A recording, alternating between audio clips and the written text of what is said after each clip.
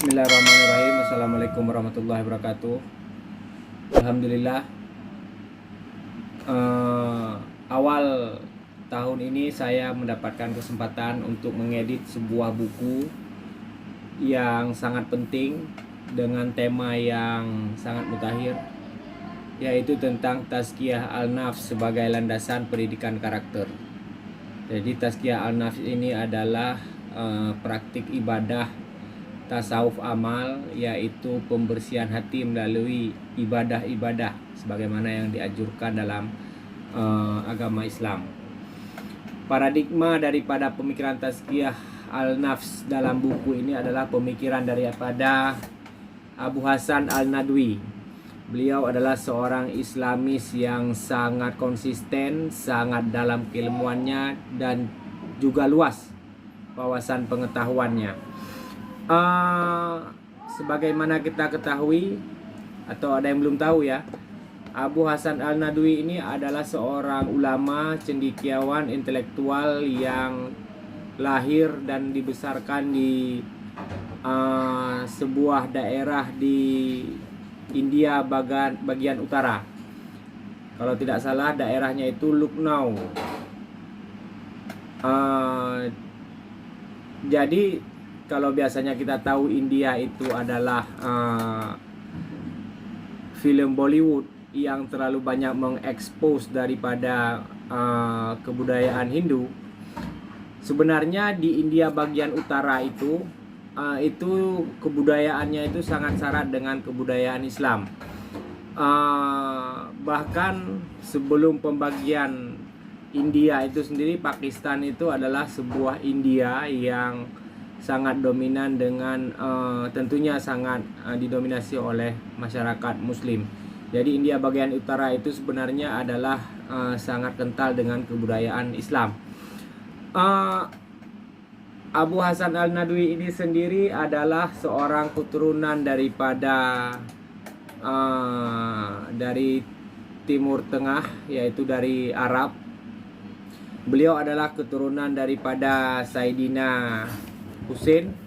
Jadi beliau adalah seorang Sayyid, yang mana keluarganya itu beberapa generasi sebelumnya, kalau tidak salah sekitar abad ke berapa ya, saya lupa di sini.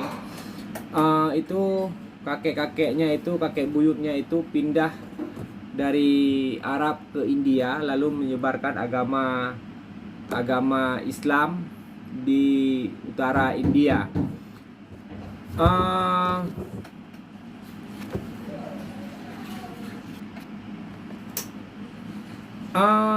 Beberapa hal penting yang menarik untuk dikaji daripada pemikiran daripada Abu Hasan Al-Nadwi ini adalah beliau adalah seorang yang lahir di keluarga yang sangat cinta kepada ilmu pengetahuan agama. Jadi ayahnya itu seorang ulama, kemudian ibunya itu juga adalah seorang sastrawan yang menulis buku-buku tentang sastra dan banyak melahirkan syair dan juga menulis buku-buku keagamaan, khususnya tentang mengenai keluarga dalam Islam. Abu Hasan Al-Nadwi juga punya kekayaan jiwa sastra yang sangat tinggi. Jadi pemahaman bahasa Arab beliau itu di atas rata-rata, sangat menguasai nuansa sastrawi dalam ilmu bahasa Arab. Jadi meskipun India bagian utara itu bahasa masyarakatnya itu bukan didominasi bahasa Arab, tetapi beliau karena kedalaman ilmu dididik sejak kecil oleh abangnya dan bersama ibunya, karena ayahnya telah terlebih dahulu meninggal. Jadi pengetahuan bahasa Arabnya itu sangat mendalam. Ini mengingatkan saya kepada seorang ulama di Persia yang juga di Persia itu tidak dominan bahasa Arabnya, walaupun hampir rata-rata orang Persia itu bisa bahasa Arab, tapi bahasa umum di masyarakat itu adalah bahasa Persia, tetapi bisa melahirkan seorang jenius bahasa Arab, intelektual yang bisa melahirkan karya sastra yang nuansa sastra sangat tinggi. Beliau adalah seorang pengikut daripada pemikiran daripada Mula Sadra, yaitu Sabzawari ya. Al-Nadwi juga demikian, pemahaman sastra Arabnya sangat tinggi. Kemudian beliau juga karena sangat cinta ilmu pengetahuan, menuntut segala macam ilmu, bahkan menguasai bahasa Inggris dengan sangat baik. Bahkan pernah belajar sastra Inggris, sehingga pemahaman Arab dan Inggrisnya itu nyaris hampir sama, bahkan menguasai dimensi sastra kedua bahasa tersebut, sehingga karya-karyanya itu sangat menunjukkan wawasan yang mendalam, karena keluasan pengetahuannya itu penguasaan bahasa yang sangat baik, yang mampu dikuasai oleh Abu Hasan Al-Nadwi itu sendiri. Satu hal yang sangat menarik lagi adalah Abu Hasan Al-Nadwi ini umurnya hanya baru 16 tahun, tetapi artikelnya itu pernah terbit di jurnal Al-Manar di Mesir ya, yang dipimpin oleh Rashid Ridha kalau tidak salah. Jadi jurnal Al-Manar itu bukan sembarangan orang yang bisa menulis di sana, adalah ulama-ulama besar, cendekiawan besar yang namanya sudah diakui dunia, setidaknya dalam dunia Islam. Tapi Abu Hasan Al-Nadwi hanya dalam umur 16 tahun artikelnya itu sudah sangat menarik dan dimuat di Al-Manar itu sendiri. Jadi kita bisa bayangkan bagaimana kedalaman ilmu pengetahuannya meski dalam usia yang sangat belia. Tentunya seorang intelektual besar juga, sama seperti para intelektual sebelumnya, itu sudah khatam Al-Quran ya sejak umur sekitar 10 tahun. Kemudian akan saya paparkan beberapa hal mengenai buku ini, khususnya tentang mengenai kontennya ya.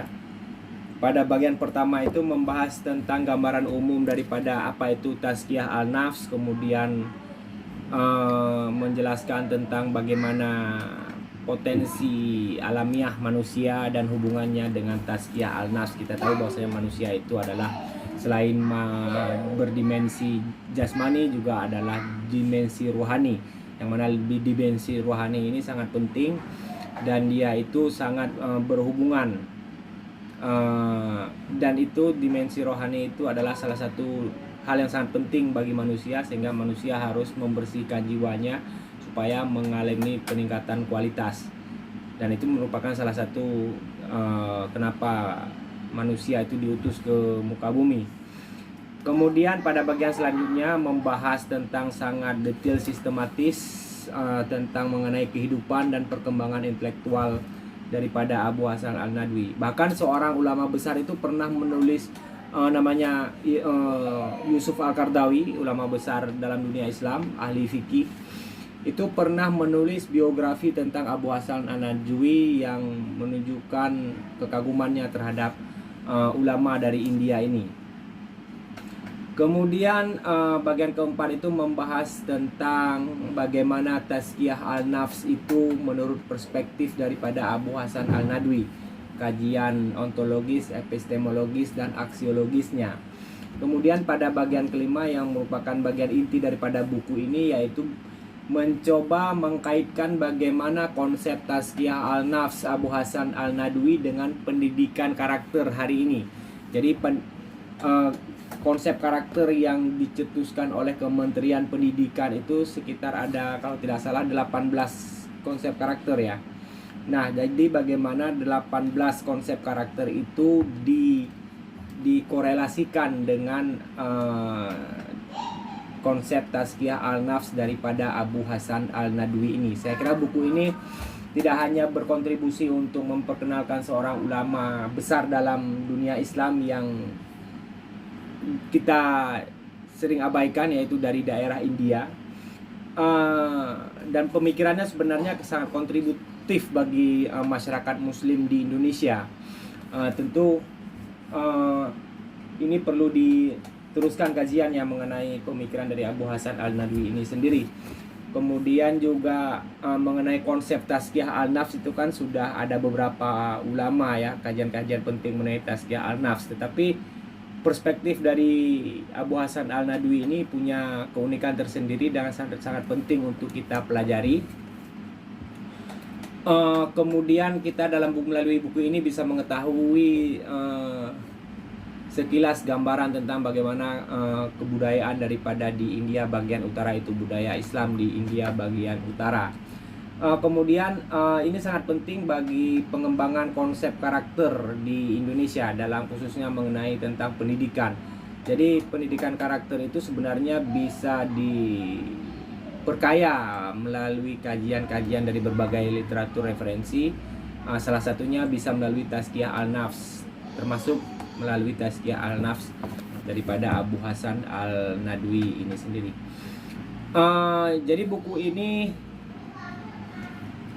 punya banyak dimensi, memperkenalkan seorang ulama besar, kemudian mempertajam mengenai Tazkiyah Al-Nafs, kemudian bisa direlasikan dengan pendidikan karakter. Saya kira demikian kajian singkat mengenai buku daripada yang ditulis oleh Dr. Mulyadi ini. Seorang penulisnya ini adalah orang yang tentunya beliau di pesantren selama 6 tahun.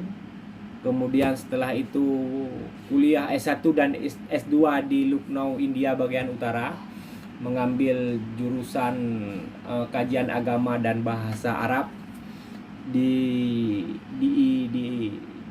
India itu. Kemudian beliau